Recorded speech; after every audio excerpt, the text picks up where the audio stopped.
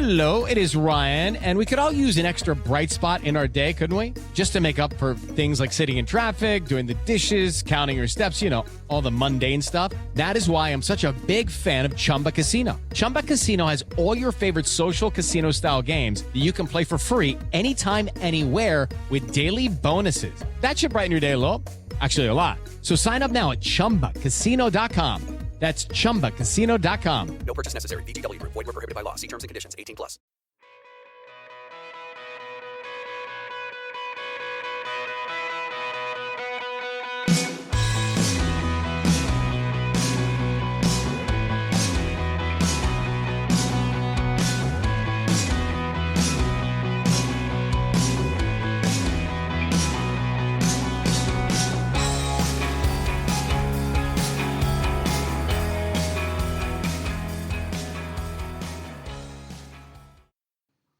Hello and welcome to the 10th episode of the Extreme Sports Performance podcast. My name is Ryan Blake. I'm the founder and CEO of Extreme Sports Performance. In this episode, I'm going to be speaking to Si Nicholson. Si is a friend who I've known for many years and is currently the GB Para snowboard coach. In this episode, I'm going to be asking him the questions I ask all my guests: who he is, what he does, where has he come from, what has he done along the way. What are the key moments from his career so far? What are his top areas of interest? What are the most valuable things he's learnt to date? Who are his top influences? What are his top resources for information?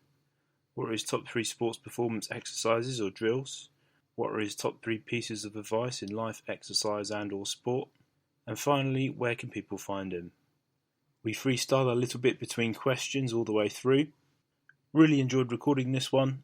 Hope you enjoy listening to it. Here we go. Si, welcome to the Extreme Sports Performance podcast. Thanks for coming on. Could you just start by telling people who you are and what you do, please? Of course. Hi, Ryan. Thanks for having me on your show. Si Nicholson. I'm the GB Para snowboard team coach. I've been working with disabled snowboarders for the last 3.5 years. And could you just give a brief history of when you started snowboarding and what your kind of journey or pathway has been to lead you to where you are today? Yeah, of course. Well, a little bit convoluted. So I started snowboarding when I was 12 on a family holiday. So I skied, and my brother, we were on a family holiday. My brother turned around and said, I really want to snowboard. I had no idea what snowboarding was at the time. And so parents go, yeah, absolutely. So we jumped on a couple of snowboards and away we went. And didn't really snowboard a huge amount until I was about 14, 15. And the Tamworth Snowdome in the UK, an indoor snow slope, opened up. And my brother had been snowboarding a little bit by then, so he took me along, and I did a little bit more and got a little bit better, and just really got into it from there. And I was skateboarding at the time as well, so it's very much into the board sports. Anyway, he did a season. I went out to followed him and kind of joined him with his friends out in Whistler, and then I was about 16 years old, and then I was about 17. The indoor slope in Milton Keynes opened, and that's where I lived at the time. So it's perfect. So I applied for a job there as a rental technician, got that.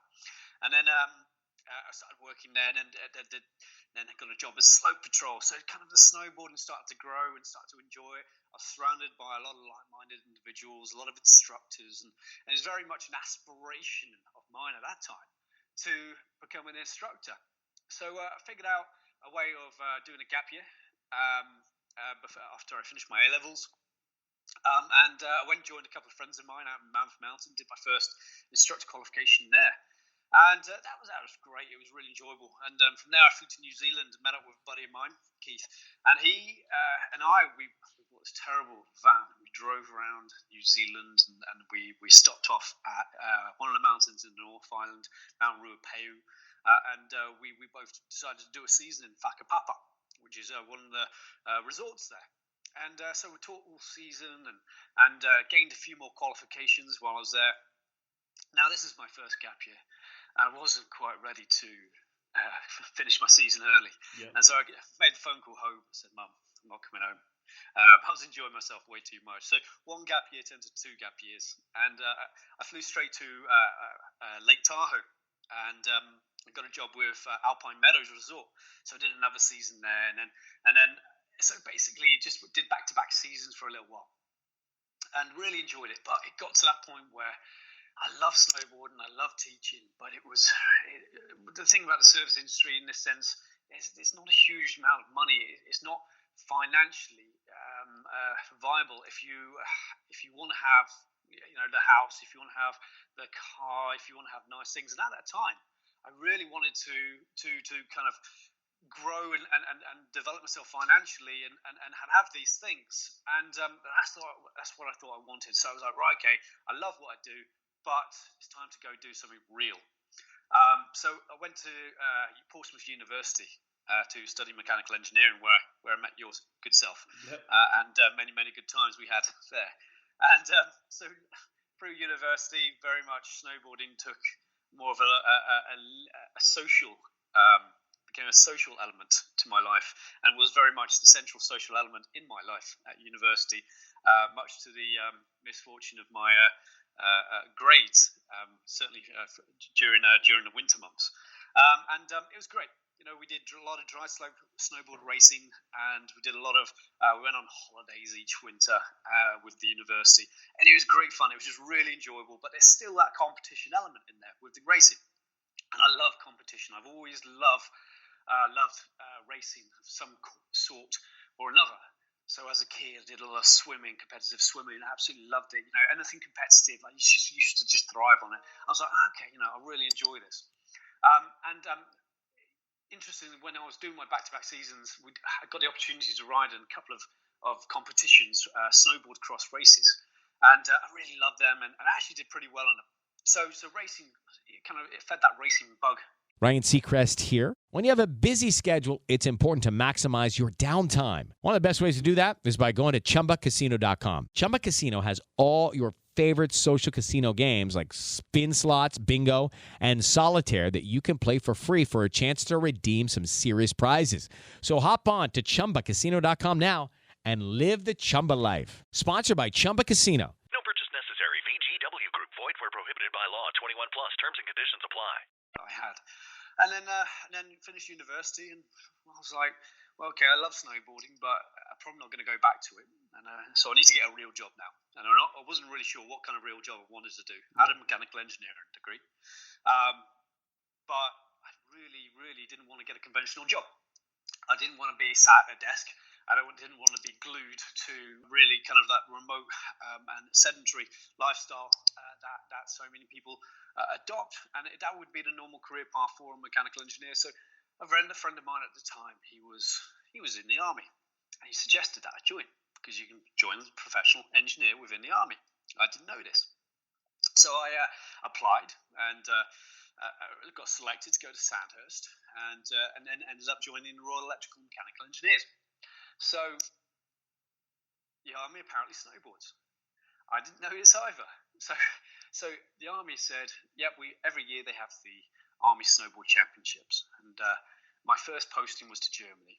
And from Germany, we did a big exercise over in Canada. And I was in Canada at the time, and we're on the exercise. It was middle of winter. It was -40 outside. It was absolutely freezing. I said to my boss, listen, did you know that the Army Snowboard Championships are going on right now? And he was like, no, I didn't. So what is this? It's like, yeah, it sounds like a bit of a holiday. I was like, it probably is, but no. Snowboard is very, very serious. Can I go and represent myself and represent the unit at the Army Champs? And he's like, well, don't see why not. We've got things covered here. And so basically jumped on a plane and flew halfway across the world again to Austria, to Stubai, and competed in the Army Snowboard Champs. And I did really well. I won it. I was like, okay, well, that's pretty cool. And then they did PGS, Parallel Giant Slalom, and they did freestyle, so jumps and kickers, and they also did border cross. I was like, oh, this is pretty cool. And then off the back of that, I was selected for the Army team to go compete at the Inter-Services. And that's where it's held every year in Maribel. It's where the Navy, Army, and the Air Force compete against each other. So then I got selected for this team. I was like, boss, I flew back to Canada. I was like, boss, I've been selected for this team. Can I go again? Because it was a 3-4 month deployment to Canada. And he was like, well, you know what? Just make sure you get some work done between now and then, and we'll let you go. So I flew to France and to Maribel and competed with the team, and we did really well. And again, border cross and PGS and freestyle, and it was really exciting. And I kept doing this, and then from the inter-services, I was selected to the combined services snowboard team. And as a group, as a collective, Army, Navy, and Air Force, the best from each service would then go to the British Snowboard Championships, which that year was taking place in Largs in Switzerland. So then, off the back of that, we went and competed. We did pretty well, and we entered the border cross, and we did pretty well. And then I got approached by the GB team, border cross team at the time. They said, "Hey, listen, do you fancy come riding for us?" I was like, I don't know, that's a bit of a stretch.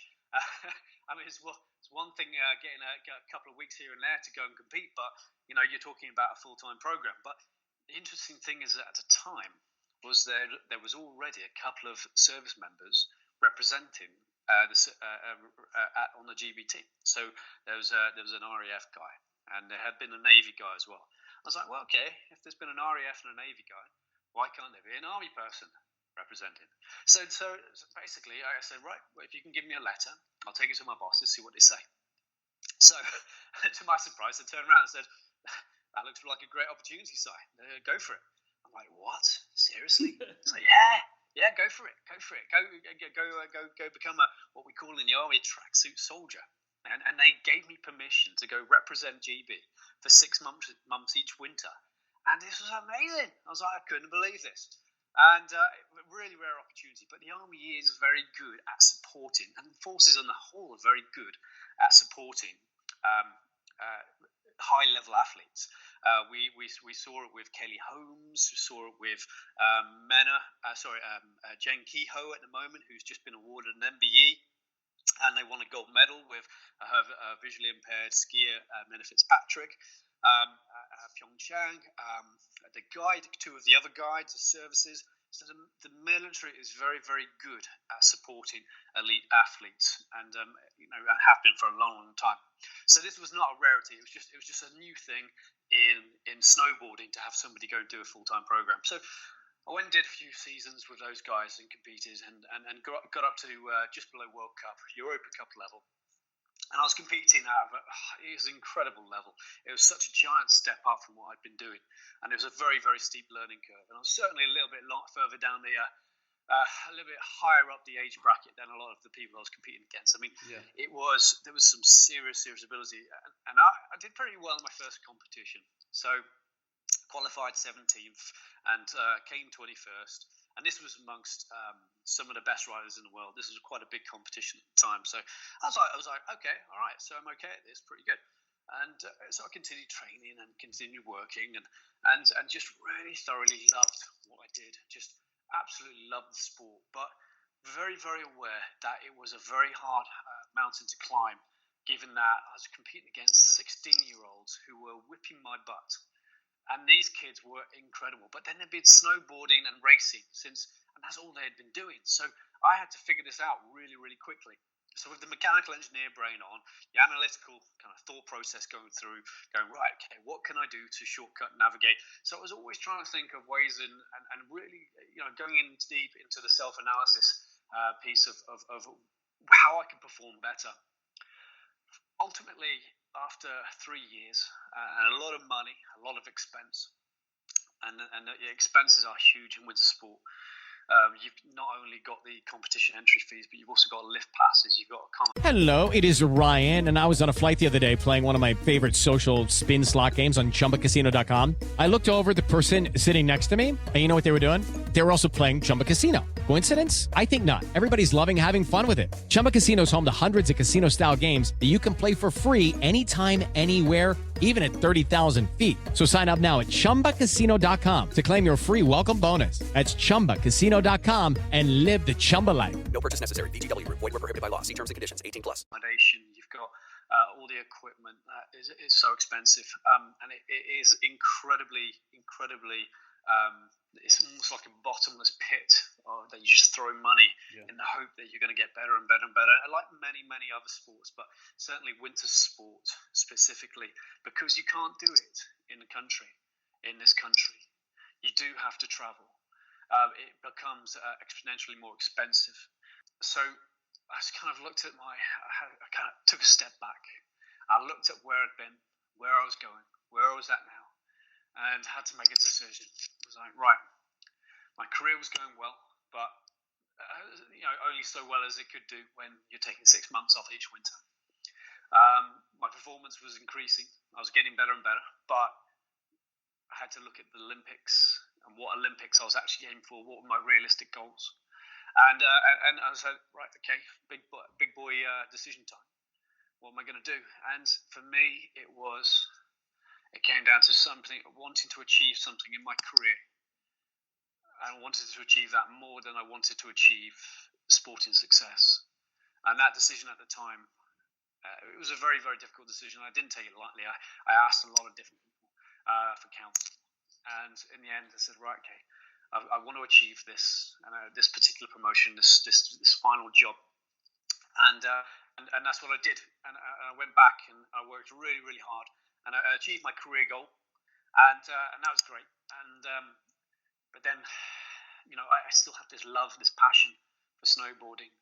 At the time, I was listening to various podcasts, Tim Ferriss stuff, Alan Watts, and Alan Watts, I love him. He's great. He's one of these. This guy turns around and says, if money was no object, what would you do? And and he asked his class this question, and they said, I'd be a sculptor, I'd be a poet, I'd be a musician. And it's like, well, do what you love. Do what you love, because eventually somebody will pay you for it. Yeah. And with this little kind of this little nugget, this plant, this seed, it got me thinking about what do I love? What do I love doing? Because I was falling out of love with the military at the time.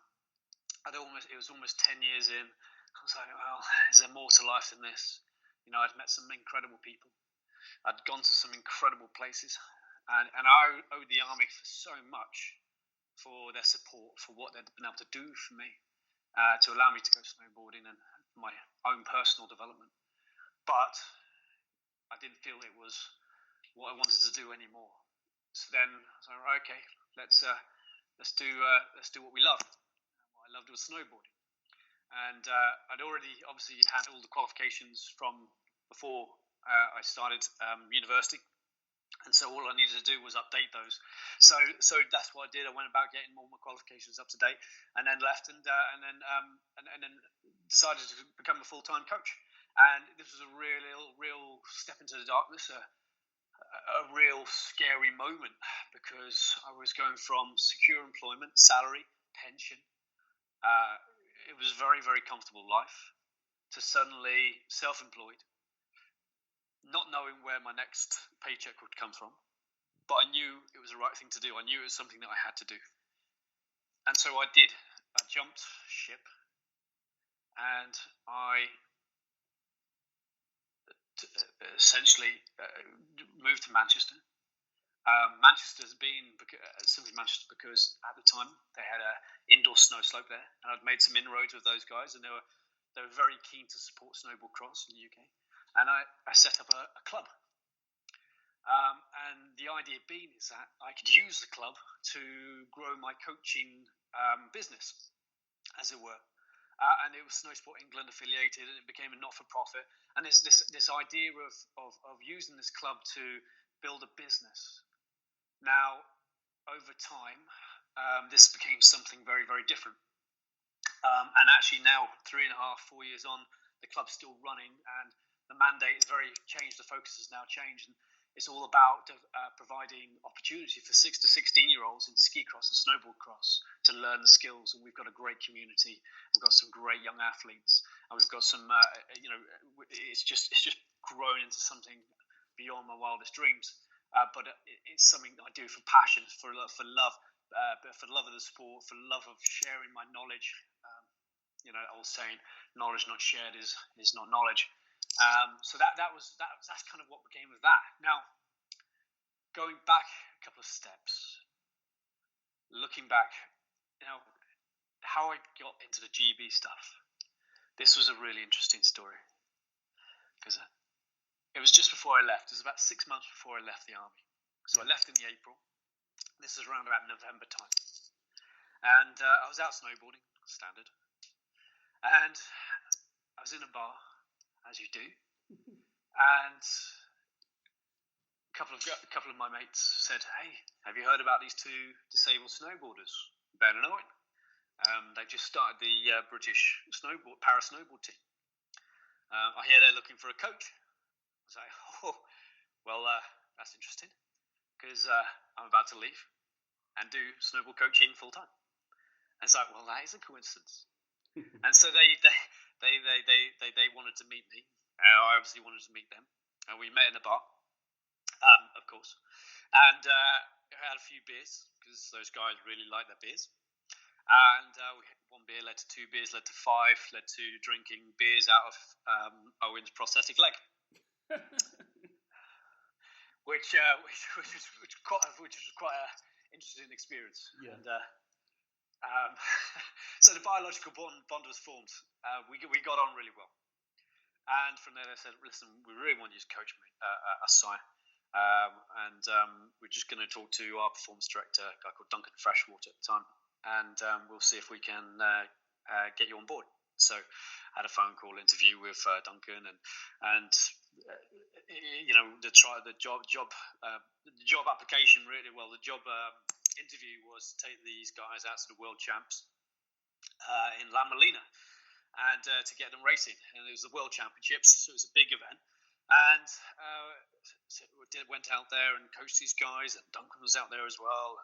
And it was great. It went really, really well. And then off the back of that, they offered me the full-time position. And so 3.5 years on, I've now been with the team. I've seen it grow, and we've seen the performance level rise. I've been to the Paralympics with them and done 2 world champs with them. And we're in a really, really good position right now. And I'm looking forward to the next world champs coming up in Finland. And that's really, that's how we got to where I am here. That's absolutely fascinating, Si. And obviously I was aware of some of that, but I wasn't aware of all of that. So just to hear that story is great. Obviously you've had a lot of successes over that time period. What would you say the main or the top 3 challenges were for you from when you left the army to now in those different kind of capacities? I think first of all, the first challenge was the fear of the unknown. I mean, it's that leap of faith. When I moved from the army to go full-time coaching, and I don't think I'm alone in this. I think many people go through this, and call it midlife crisis, call it whatever you want, but I think everybody reaches that point where they've been doing what they're doing, and they do a job, and they might not like that job, but they do it anyway because that's what their degree is in, or that's just what their job is at the time. And interestingly, you earn money doing this job that you don't particularly enjoy, don't particularly like, and it gives you a certain quality of life. And you enjoy this quality of life. You live for the weekend. You go to nice holidays. And, you might earn some quite decent money or not. But you do this job in order to sustain this quality of life that you've got for yourself. And you then get a better job, or you get a promotion within this job that you don't particularly like, but you keep on doing because you're paying quite well. And you get a bit more money, and you get very comfortable. It gives you a certain quality of life. You start buying slightly more expensive things, going on slightly more expensive holidays. And then you get another promotion, and your quality of life increases accordingly. And interestingly, you almost get into this trap. And there's various types of traps. It might be that you feel obligated to do a job that you don't particularly enjoy because you've got this quality of life, or it might be that you've got other reasons to do the job, i.e. kids, or you might have the need for a pension, or you might have a lot of debt for whatever reason. But essentially you get into this trap of doing this thing you hate in order to justify and to maintain a certain quality of life. And a lot of people find themselves in this trap, and this is quite normal and probably reflective of most people in society. And I think it takes a huge amount of bravery to just take a leap of faith to say, you know what, I'm going to do what I love. Screw it, let's do it, to steal Richard Branson's words.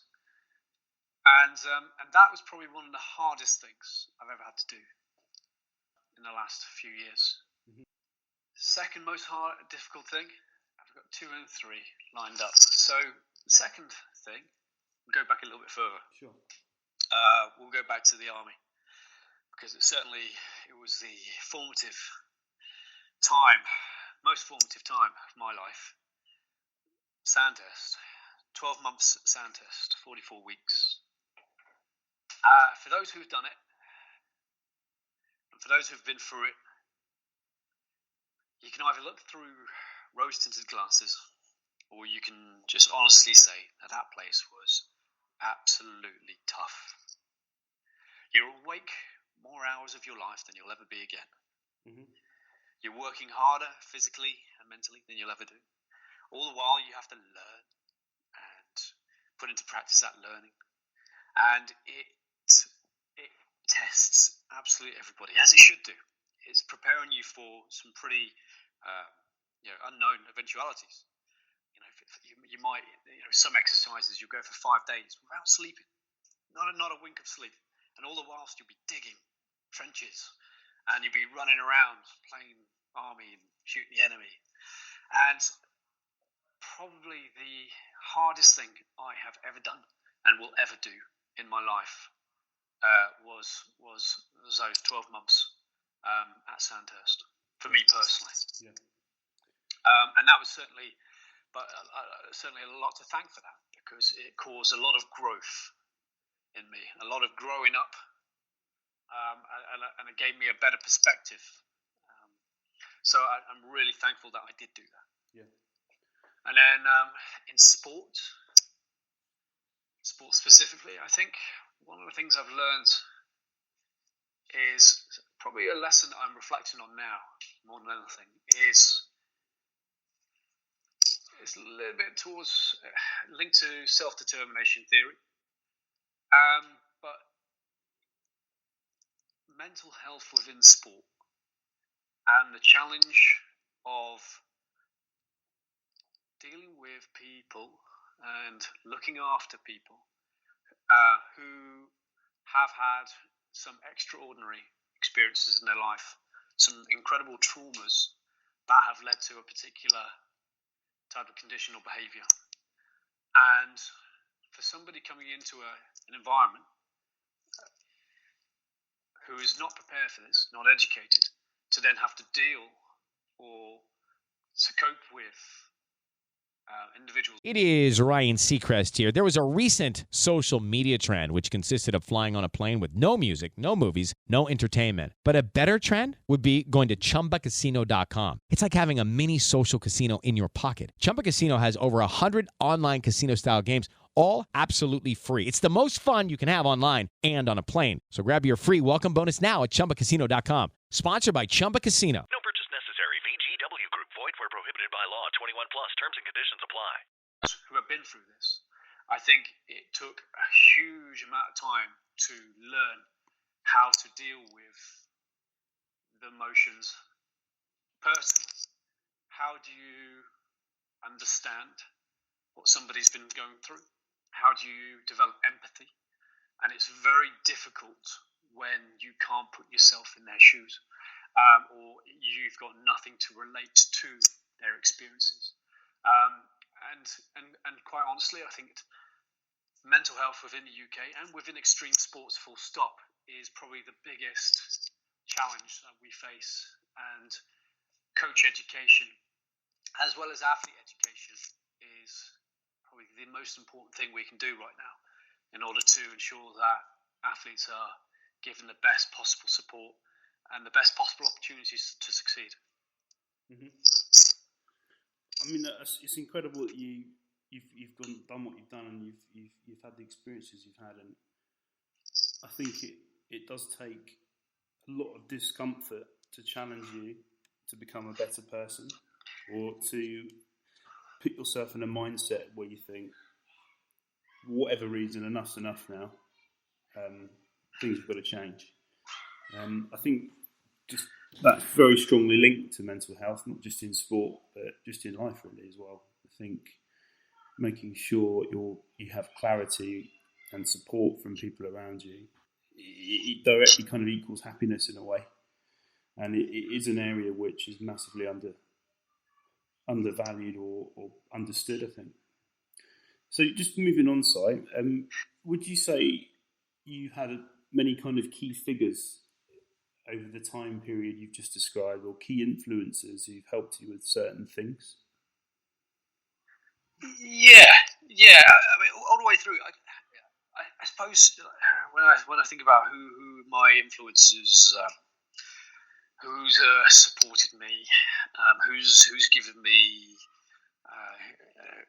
the knowledge and the insights to better help me do my job and support my athletes in a sport that is relatively small and a sport where there is very little guidance out there in terms of there's no books written on snowboard cross. There's no guidebooks or courses you can go on. So it's quite a small world.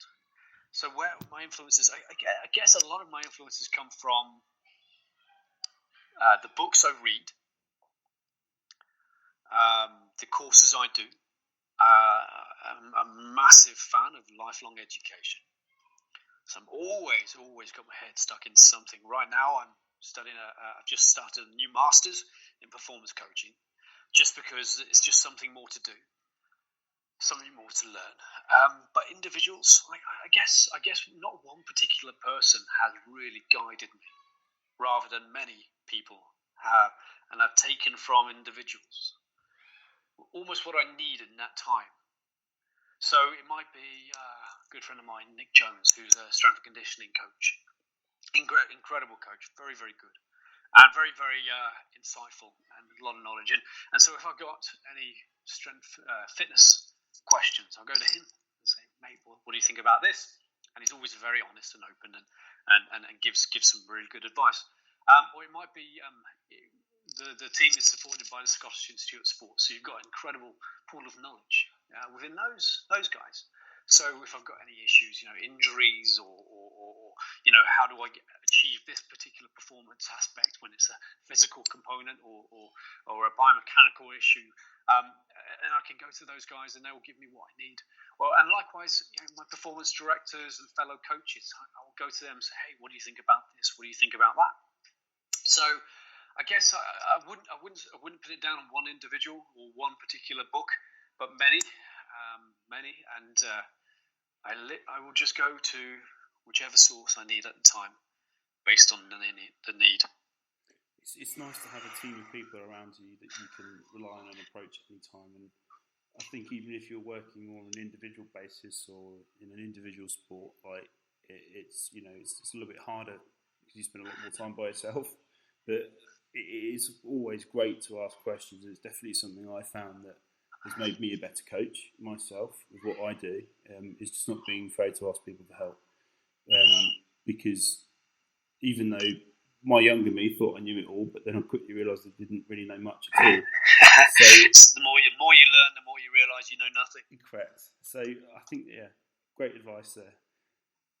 Would you ever say, Si, would you have ever said that you got to a point where you actually didn't know the answer to something and you needed to find out specific information or specific detail about how to solve a problem or make something better? And where would you go to resource that information?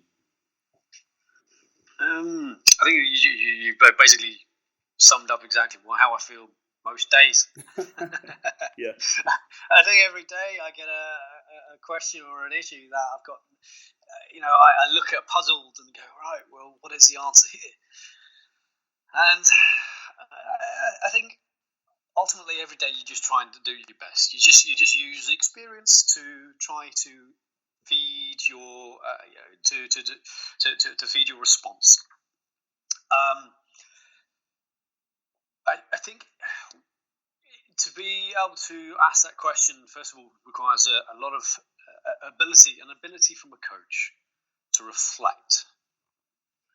And I think this is probably the most important thing a coach can do, is to reflect on performance, reflect on behaviour, and to actually ask themselves the question, have I done the best job I can do? Can I do things differently? If I did things differently, would I achieve a different outcome? What outcome do I want? And often knowing the outcome that you desire is the first question you need to ask. And there are many different ways that you can go down and discover this. And it might be analysis of your own coaching. You could use one of those observation tools, the Arizona State University, or whatever. But understanding exactly why you do what you do, how you do what you do, and having the confidence to change, knowing that you don't know it all, but also if you keep doing what you keep doing what you do, you'll keep getting the results you've always got. Exactly. Yeah. So if you want a different result, then you need to question, actually, do you need to change what you're doing? And I love that saying. It really does sum things up. Trying to do the same thing the same way and expecting a different result is the definition of insanity, as we know. So I guess the first port of call would be just to identify what my issue is, and then choose somebody who I know has got a skill set in that area. So I've got sports psychologists at my disposal. I've got strength conditioning coaches. I've got other coaches who've got a lot of experience, and also trusting Google. Yeah. Interesting enough, actually, you can type it in, and there's a plethora of work out there. Yeah. But interesting. But what I'm also fascinated at the moment is there's a lot of books that I get recommended all the time, and I often read one of these books on performance coaching, or it might be a biography. Andre Agassi's is very good, or Legacy about the All Blacks, and I'll pick little ideas from there, or it will talk about something that puts something in my coaching realm into perspective. I can turn around and say, oh, well, those guys did this. They experienced that. I'm experiencing this, so maybe I should do that. And it's great. So I guess it's all about just trying to be open-minded and honest with yourself. I think you can only develop as a person and a coach once you are honest with yourself. And I think that's harder to do when you're younger, for many reasons. But I've definitely found that I've become a better coach the older I've got, mainly because I'm running out of mistakes to make, but also just because I'm not scared to not say I don't know the answer, or I'm not sure. I'll ask for help, like we mentioned earlier, and it's great. But it's not really a mindset I had when I was just starting out. So, last few questions, Si. Obviously, you've been around a lot of different athletes. You've been on a lot of different slopes over a long period of time. As this is a predominantly a sports science podcast, a lot of the listeners are interested into kind of the meat and potatoes of what are the top 3 sports performance exercises, drills, routines that you would say you've had most success with in order to produce or become a better snowboarder?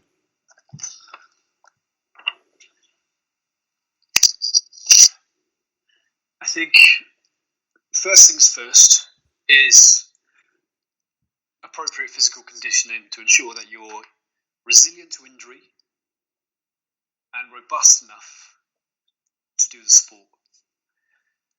And what this looks like would be ensuring appropriate program off snow, an appropriate strength program. That includes mobilization, because mobility is probably one of the key attributes.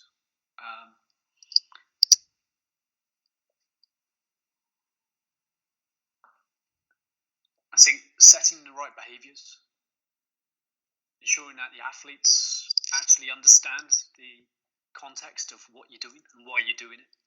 It's all well and good that having a control environment where you're telling athletes do this, do that, but for them to actually buy into the idea of understanding why they need to mobilize, why they need to do strength training in the off season, I think that's probably one of the key attributes of a successful athlete. I think focus on the basics. One of the things I find time and time again is that it's very easy to see the big stuff, the exciting stuff, and just go and hit, go jump in the big courses and go jump on the big kickers, and before an athlete really has the fundamental basics of how to do the sport. And this ties into just basic safety, being able to snowboard safely at speed, but also just understanding how the board behaves. These fundamental elements which can easily get skipped over. And I've seen time and time again where people who don't have these fundamental elements have been snowboarding for years, but they have never really focused on their own riding. And just by looking at these little things, you can increase a person's performance exponentially. I mean, I talk to a lot of World Cup coaches when we're training at competitions, and I say to them, it's like, well, for example, Pierre Vautier, who's twice double Olympic champion, said to his coach, it's like, well, how do you make the best in the world better? He said, well, you just focus on the basics. You just get them doing the same thing, but get them doing it slightly better each time. They can always be better. Nobody is the best they can be. I think that's really, really good advice for anyone.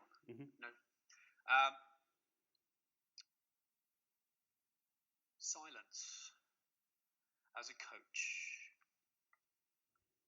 I think silence. Hello, it is Ryan, and I was on a flight the other day playing one of my favorite social spin slot games on ChumbaCasino.com. I looked over at the person sitting next to me, and you know what they were doing? They were also playing Chumba Casino. Coincidence? I think not. Everybody's loving having fun with it. Chumba Casino is home to hundreds of casino-style games that you can play for free anytime, anywhere, even at 30,000 feet. So sign up now at ChumbaCasino.com to claim your free welcome bonus. That's ChumbaCasino.com and live the Chumba life. No purchase necessary. VGW Group. Void where prohibited by law. See terms and conditions. 18+. Speaks for itself. I think I find a lot of coaches who love the sound of their own voice. They love to talk. I know a few of those. And you see this glazed look pass over the athlete's eyes. And you can tell they're not taking in any of the information, because all that's happening is the coach is waffling, and they might pick up one thing, two things. And I don't know if you come across John Wooden, basketball coach from moons ago, considered a master coach in what he does. And he was fantastic. He was very much of the mindset that shotgun style coaching feedback, just short and pithy, to the point. Say what they need to say, and then finish there. And I think that's probably one of the biggest things I've brought into my own coaching, because I was terrible. I would waffle, and then I'd say the same things about 3 or 4 different ways, thinking that actually by saying it slightly differently, that person might understand me a little bit better. I'm thinking of the acronym VAC, visual, audio, kinesthetic. I'm trying to get it all in there, and I just made it really complicated. I just made it really, really complicated for them. And they were like, honestly, the feedback from the athletes was, Si, you just talk too much. But they'd say it in a jokey way, and it didn't really sink in until recently. And yet, as soon as I shut up, as soon as I was more measured in the feedback I was giving, I saw an increase in engagement and performance. What else? I'll tell you what, I'm going to ask you a follow-up question, because what you've said there is brilliant, and I completely agree with you. A lot of the best athletes I've worked with do the simple things really, really well, but they do them really, really well, really consistently, and that just adds up to great performances. My follow-up question is going to be, in terms of having a hard day on the slopes or being at a big training camp when athletes are very fatigued and very tired, what would you say the best recovery strategies or recovery methods are you've come across or maybe used yourself? This is a thing very close to my heart. Recovery, probably the most important thing an athlete can do. The thing that probably most athletes do very badly. And so first of all, I think there's a few different elements here. So you've had a big day on a mountain. The first question is exactly which mountain. Now, if you're in the Saas-Fee, for example, in Switzerland, the top of the lift is 3,500 meters, and the training lifts go up to 3,800, 3,900. So already you've got an element of additional fatigue on the body through the increased altitude. Mm-hmm. You've then got the loading throughout the day. So you might do 2 hours on the snow, and the RPE, the rate of perceived exertion, might be up near 8, 9, depending on whether it's your first day on the slope, second day, or even your fifth day on the slope. So then you've got to look at what's come before, what have they done before, what have you got ahead. And also you've got to know the individual, the athlete. So what I really love is I love all these systems to be able to measure the loading throughout the day using the RPE score and the time training, because then you can get a ballpark figure. But ultimately, nothing is as good as just looking at the athlete, knowing the athlete, and just saying, "Hey, how you doing today?" So you've got to get a measure of, first of all, what the fatigue is. Is it relative fatigue? Is it acute, chronic? Is it, what kind of time frame are you measuring this fatigue over? Is it just because they finished a session and they're still blowing out the hoop, or is it actually they're down the bottom of the mountain, they're absolutely shattered, they're quiet because they're just tired in their own head? So actually, there's the physical fatigue, there's the cognitive fatigue, and there's just the fatigue over time. So understanding exactly what kind of loading and fatigue you're working with is key. But fundamentals of recovery don't really change. For me, number one is hydration. At altitude, hydration is key. You need to drink a hell of a lot more water when you're up at 3,500 meters than when you're down at sea level training. So hydration is key. And that might consist of measuring that in athletes might consist of just doing morning osmos, just to test their hydration. Yeah. Secondly is sleep. I think there's a great statistic. Jan Lemeur, I'm not sure if you come across him, but he's put some great infographics out, some great posters, and he showed a great one between the relationship of injury and number of hours sleep over 18 months for footballers, and the difference between 7 hours, 8 hours, and 9 hours. And the difference between 7 hours sleep and 8 hours sleep on recovery, I forget the number, but it was a significant increase in risk of injury over 18 months just based on an hour different sleep. So sleep is key. So ensuring that the athletes are getting between 8 and 9 hours sleep. Nutrition. Are athletes eating enough? And are they eating enough of the right foods? Are they going and having burger and chips, or are they actually have they got a nice balanced diet based on their energy requirements? Mm-hmm. Are they eating appropriately throughout the day? Are they eating enough protein and all the other mix of carbs and fiber, etc. throughout the day? What I see most commonly in athletes is that they're not eating enough protein in order to support the repair and muscle maintenance of muscle throughout the day. I think ballpark figure, and depending on who you talk to and depending on the individual, it will vary. But let's say 2 grams of protein per kilogram of body weight. If you're a 70 kilogram male, you're looking at 140 grams of protein a day, 30 grams per meal on average. So that's 90 grams. Yeah, 90 grams breakfast, lunch, and dinner, which leaves 50 grams that you've got to fit between meals and before you go to bed at night. Now, you ask most athletes whether they're eating that much, and I would argue that most of them are not. And therefore, how can you, when you're training extremely hard, expect to repair muscle if you're not eating enough for your body to have the building blocks to repair muscle? How can you maintain muscle if your body doesn't have the building blocks to maintain it. So nutrition is key. Other aspects to look at is lactate clearance. So as soon as we finish a physical recovery, a physical session, they'll jump on the spin bikes and just spin out their legs, just to clear the lactate, just to help with getting that back into the bloodstream. Contrast baths is always very good. Or contrast showers.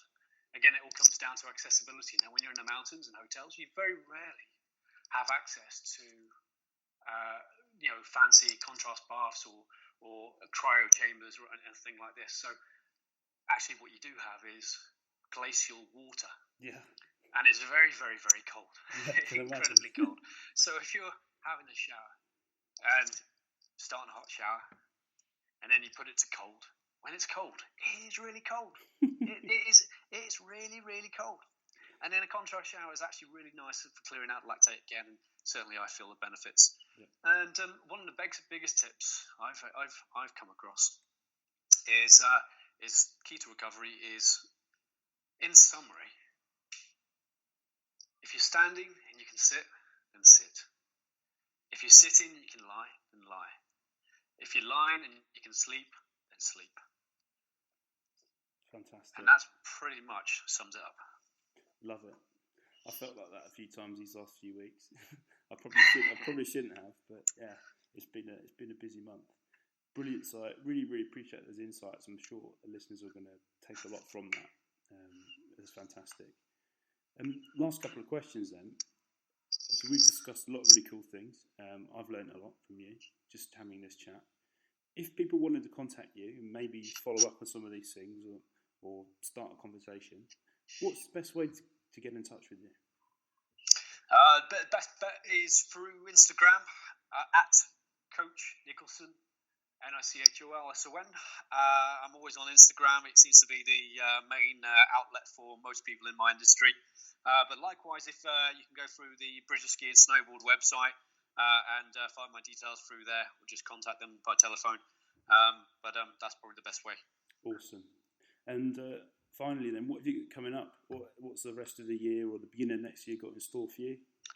Well, we've got a busy one coming up. So we're in a week's time, we're off to Holland. So we've got an indoor competition in Landgraf and bank slalom. So that'll be really good. So we've got a couple of European Cup and a couple of World Cups. And then we fly to Finland, up to a place called Rovaniemi and Puha. So Rovaniemi and Puha are within the Arctic Circle. And very, very cold. It'll be about -30 every day there. About 3 to 4 hours of sunshine every day. So we're going to be popping our vitamin D tablets just to ensure that we're on the level and we don't start getting cabin fever. But we've got a couple of snowboard cross races there. And then we're flying to Colorado, where we've got the Dew Tour. So bank slalom again, and that'd be fantastic. It'd be a really good opportunity just to mix it with some of the big boys from the other rest of the snowboard community. And that's able-bodied freestyle as well. So as you know, Dew Tour is a huge competition.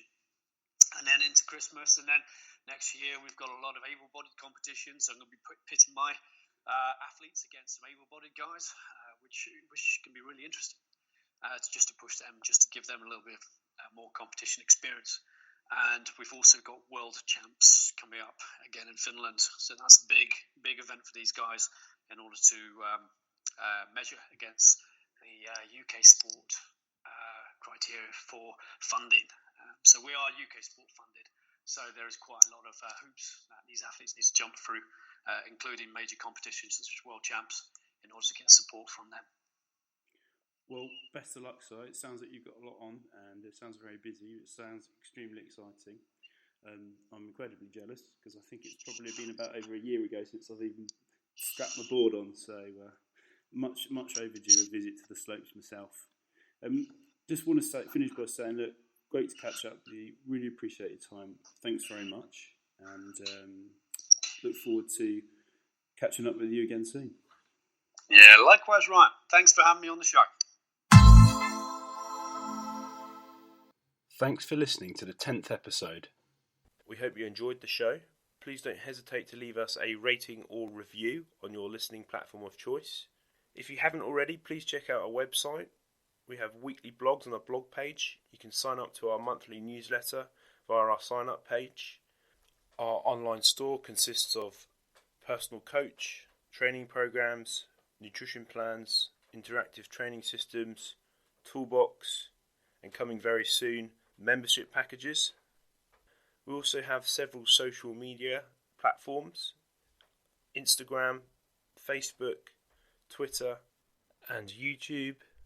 Links to all these can be found at the bottom of every page on our website or via any search engine. That's all for now. Until next time, take care.